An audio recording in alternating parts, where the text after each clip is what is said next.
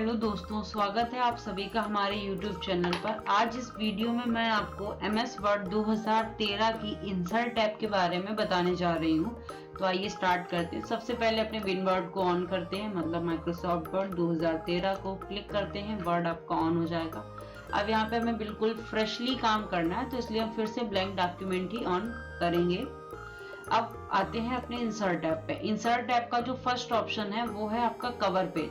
जैसे कि किसी भी बुक टाइटल को आपने देखा होगा, वही है हमारा कवर पेज। तो आसानी से हम किसी भी प्रकार के कवर पेज को ले लेते हैं, जैसे कि हमने इस वाले कवर पेज में आपको दिखाया है। आपको बस यहाँ पर चेंज करना है 2023 लिख लेंगे। डॉक्यूमेंट टाइटल आपकी बुक का जो भी टाइटल है, जैसे कि हम अपने बुक का टाइटल रखते हैं CCC। इसका पूरा नाम है कोर्स ऑन कंप्यूटर कॉन्सेप्ट। इसको हम टाइप कर लेंगे। ये हो गया हमारा बुक का टाइटल। इसके बाद में इसको किसने लिखा हुआ है, कंपनी का नाम क्या है, तो कंपनी का नाम हम लिख देते हैं CIC कंप्यूटर सेंटर। और इसको लिखने वाले जो सर हैं उनका नाम भी हम लिख देते हैं।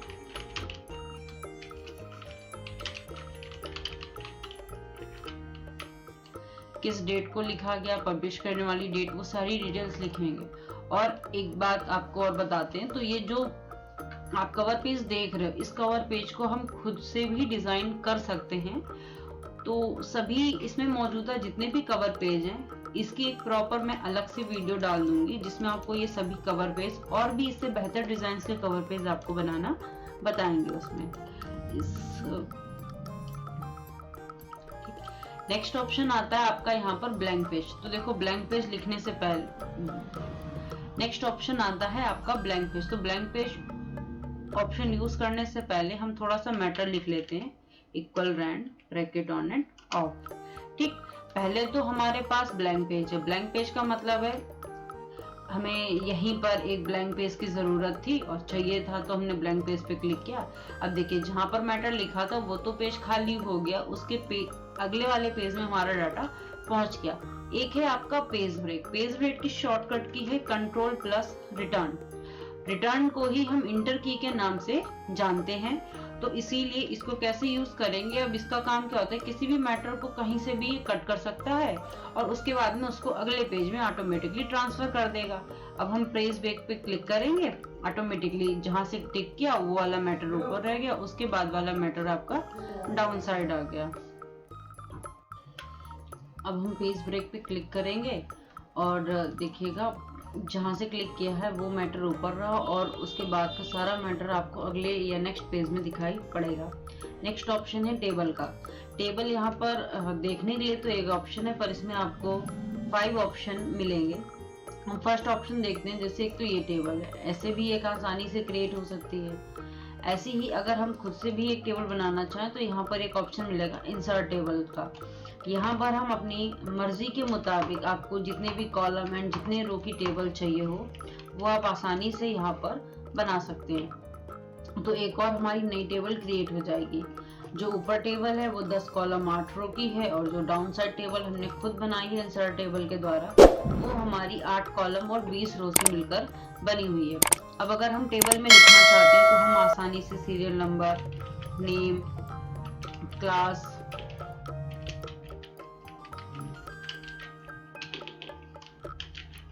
रोल नंबर, उसका section, contact number, SR number and Aadhaar detail या डेट ऑफ बर्थ, आप ऐसे कोई भी डाटा यहाँ पर भर सकते हैं। इस प्रकार से ये हमारी शीट तैयार होगी। अब इस शीट में देखो, कॉलम्स तो आपके बहुत सारे हैं, लेकिन कहीं पर कॉलम्स की रिक्वायरमेंट ज़्यादा होती है और कहीं पर कम। तो सीरियल नंबर को हम देखिए बहुत ही छोटे से कॉलम में भी एडजस्ट कर सकते हैं। अभी इस पूरी टेबल को भी हम इधर उधर कॉलम्स के रूप में बढ़ा सकते थे, ऐसे इसको भी इस साइड में हम बढ़ा सकते हैं। अब सीरियल नंबर तो बहुत छोटे से कॉलम में लिख जाएगा, तो हम इस पूरे कॉलम को एक प्रकार से रीसेट करना कह सकते हैं, वो हम यहाँ पर करके आपको दिखाएंगे। नेम की ज़रूरत इतने बीच में हो जाएगी, क्लास इतना ठीक है, रोल नंबर आप इसको इतना भी कर सकते हैं, जैसा भी आप चाहें, तो हम तो इतना कर देते हैं रोल नंबर को। सेक्शन यहाँ से सेट करा लेंगे। कॉन्टेक्ट नंबर के लिए ठीक है, SR ठीक है, और DOB। अब यहाँ पर जो है इस साइड में जगह बहुत बच गई। अगर आप चाहते हैं कि हम यहाँ पर स्टूडेंट का एड्रेस भी लिखना चाहते हैं तो आसानी से देखिए लेआउट की मदद से हम यहाँ पर ड्रॉ टेबल का यूज करेंगे और आसानी से एक कॉलम और हम बीच में ड्रॉ कर लेंगे।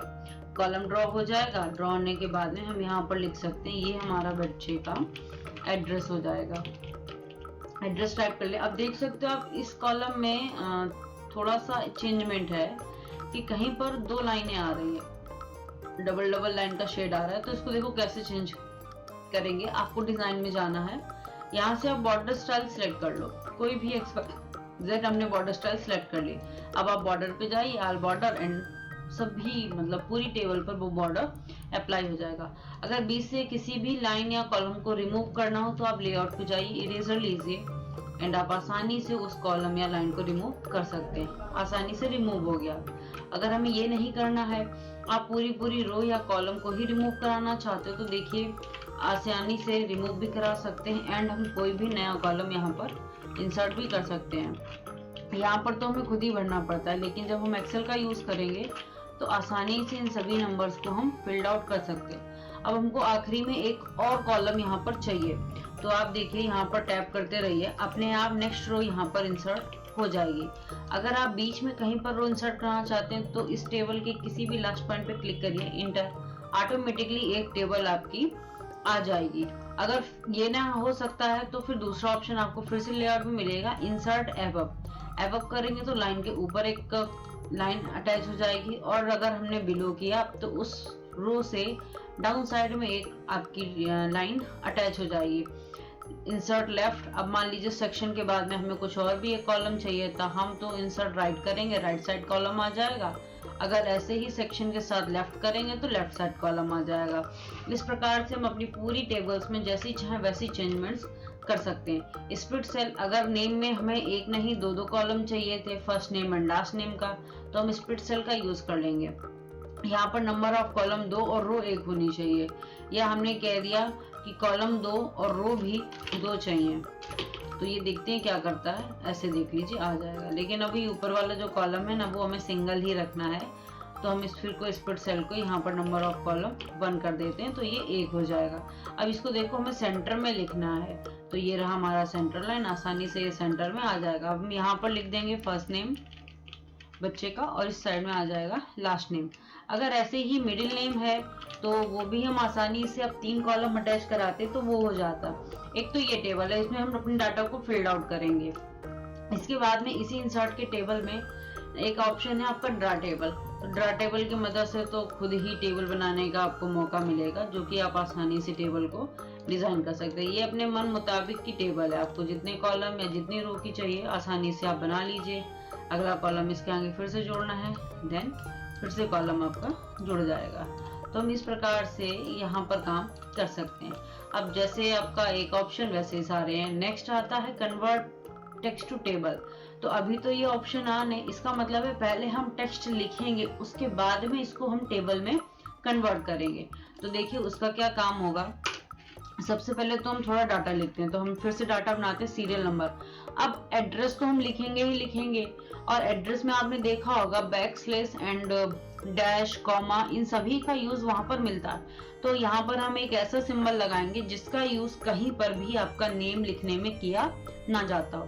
तो हम यहाँ पर एक नॉर्मल सा एक और स्लैश का निशान है उसको हम लगाएंगे, जिसको हम बैकस्लैश कहते हैं। स्लैश लगा देते हैं, फिर है नेम, नेम के बाद में यहाँ पर हम लिख देते हैं फादर नेम, फिर से backslash, mother name, comma and उनका एड्रेस। इसके बाद में सीरियल नंबर 1 बैकस्लैश। तो नेम में हमने नेम लिखा, फादर नेम लिखते हैं,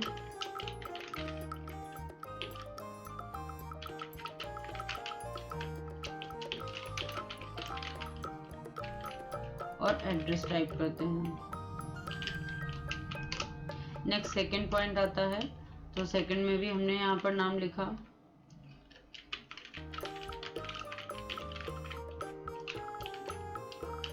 ऑब्लिक, और इनका भी हमने एड्रेस लिख दिया।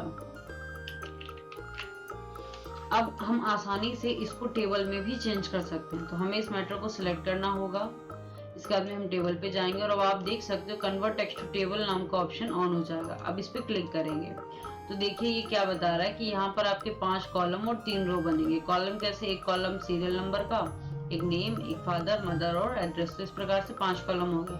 अब ये अपने आप क्यों आ रहा है, क्योंकि यहाँ पर अदर में आप देख सकते हो ये एक बैक स्लेश का सिंबल लगा। अगर हमने इसको किसी दूसरे के साथ रिप्लेस किया तो फिर ये कॉलम की क्वांटिटी ऑटोमेटिकली गायब कर देगा कि हम कितने कॉलम्स बनाएंगे। तो हमें यहाँ पर वही सिंबल अटैच कराना है जिसकी मदद से हमने इन सभी कॉलम्स को अलग अलग डिफाइन किया है। अब हम ओके करेंगे, ऑटोमेटिकली हमारा जो टेबल है वो बनके तैयार होगा। अब सेम फिर से आता है कि नया लाइन फिर चाहिए, तो या तो हम इस लेआउट की मदद से यहाँ पर इंसर्ट बिलो कर लेंगे या फिर कहीं पर भी क्लिक करेंगे, एक एंटर प्रेस करेंगे, ऑटोमेटिकली हमारे पास एक न्यू लाइन अटैच हो जाएगी। तो इस प्रकार से ये आपका टेबल ऑप्शन है। अभी मैंने 3 ऑप्शन बताए। नेक्स्ट है आपका एक्सेल स्प्रेडशीट। तो हम माइक्रोसॉफ्ट एक्सेल की मदद से भी इसमें कोई भी डाटा लगा सकते हैं। अब हम एक्सेल पे क्लिक कर देंगे तो ये आप देख सकते हो। अब एक्सेल में भी आपको जो भी लिखना है, जैसे हम यहाँ पर कुछ बच्चों के नेम लिखते हैं, उसके बाद में यहाँ पर उनके हिंदी के मार्क्स हैं, मैथ, सोशल साइंस, आर्ट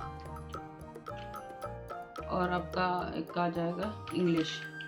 ठीक, इतने कॉलम हमने यहाँ पर बनाए और यहाँ पर हम नेम भी लिखना स्टार्ट करते हैं।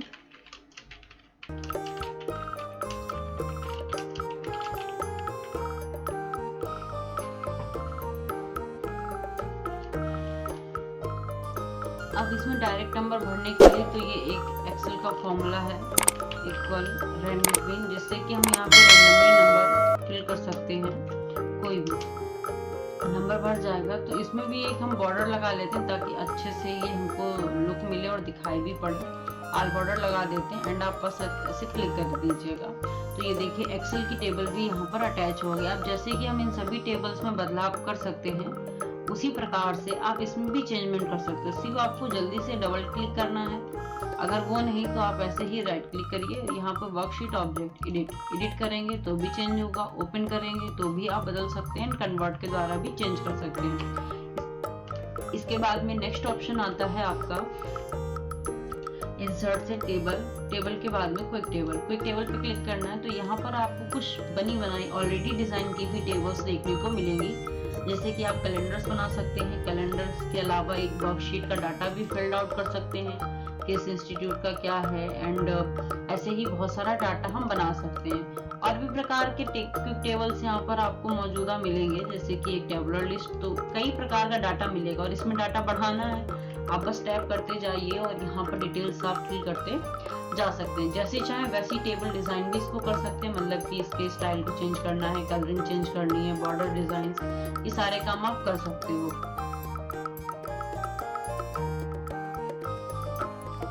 इसके बाद में नेक्स्ट ऑप्शन आता है आपका पिक्चर का। पिक्चर के द्वारा हम बहुत सारी इमेजेस अभी हमने डाउनलोड करके रखी हुई, तो किसी भी इमेज को हम क्लिक करेंगे और वो पिक्चर हमारे इसमें अटैच हो जाएगी। पिक्चर अटैच हो जाने के बाद में हम पिक्चर के साथ में बहुत सारा काम करेंगे। देखिए पिक्चर अटैच होते ही यहाँ पर एक फॉर्मेट टैब ऑन हुई, तो फॉर्मेट टैब ऑन होने पर एक ऑप्शन आता है रिमूव बैकग्राउंड। जैसे रिमूव बैकग्राउंड पे क्लिक किया तो ये जितने में भी आपका कलर कर रहा है, अगर हम इसको कीप चेंजेस का ऑप्शन क्लिक करते हैं तो देखिए ऑलमोस्ट इतना बैकग्राउंड आपका रिमूव हो जाएगा। एक तो ये बैकग्राउंड रिमूव है। अगर आप यहाँ पर कलर पे क्लिक करते हो और ये सेट ट्रांसपेरेंट कलर, तो इसकी मदद से भी आप फुल्ली यहाँ से ट्रांसपेरेंट कर सकते हैं, बशर्ते लेकिन बैकग्राउंड में एक ही कलर होना चाहिए।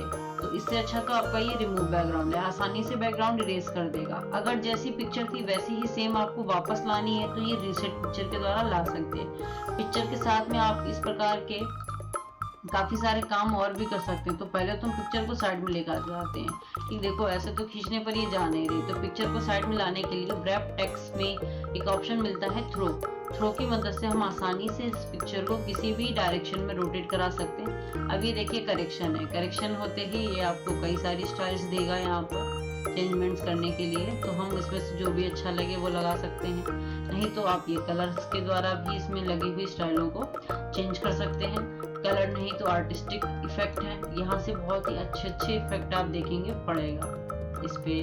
इस प्रकार के ये काफी सारे इफेक्ट स्टाइल यहाँ पर आपको देखने को मिल रहे हैं। तो हम कोई भी इफेक्ट स्टाइल यहाँ पर अप्लाई कर सकते हैं।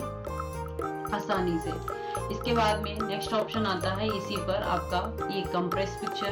तो पिक्चर के साइज को हम यहाँ पर चेक कर सकते हैं कि क्या है इनका रेजोल्यूशन, उसी को ये कंप्रेस कराता है। चेंज पिक्चर, इस पिक्चर की जगह हम कोई भी दूसरी इमेज यहाँ पर लगा सकते हैं, जैसे कि एक हमारे पास लोगो था उसका लगा लिया।